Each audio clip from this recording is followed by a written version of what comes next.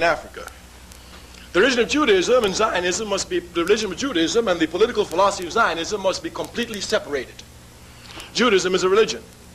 As an African, I'm very proud of this religion because it was given to the world by my people. Judaism began in Africa. We must be clear here. Of course, forces seeking everywhere to stalk nonsense will make it appear as if Africa didn't give Judaism to the world, but others came from the outside and gave it to Africa. This is nonsense, bourgeois lies, and racist manipulation against Africa. Africa gave monotheism to the world, belief in one God. And at the time that Africa gave monotheism to the world, belief in one God, every other area surrounding Africa were believing in cows, were believing in moons, were believing in the sun. It was Africa and Africa alone that gave monotheism to the world. That is why Judaism had to be born in Africa. It presented the proper conditions for Judaism to be born there. The question, we want to make it clear, Judaism was given to the world by Africa. This is clear and undeniable fact. Those who wish to look at the history and we can develop it, look. Zionism is a political philosophy. It did not come out of Africa. The first organizational conference of Zionism, if my memory serves me correctly, was in 1897 in a place called Bâle, Switzerland. B-A-L-S-E.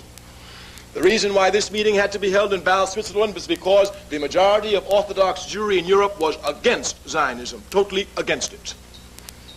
We must look properly at Zionism, its beginning, and its founder, a man by the name of Theodor Herzl, H-E-R-Z-L. Mr. Herzl was, of course, bourgeois from his toes to his top of his head. He was bourgeois.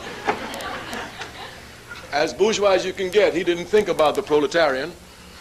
As a matter of fact, Mr. Herzl himself was not a religious person. It's extremely important.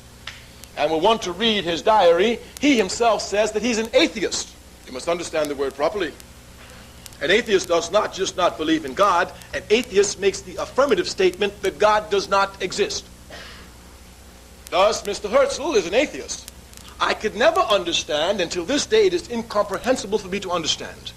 How is it that Zionism, a political philosophy, born thousands of miles away from Judaism, one born in Africa, the other in Europe, born thousands of years different from Africa, thousands of years of difference, Judaism thousands of years ago, Zionism 1897. And how is it that they can link each other together? And according to the philosophy of Zionism, that they feel that somehow that they have some relationship to Judaism and this promised state that God promised his chosen people.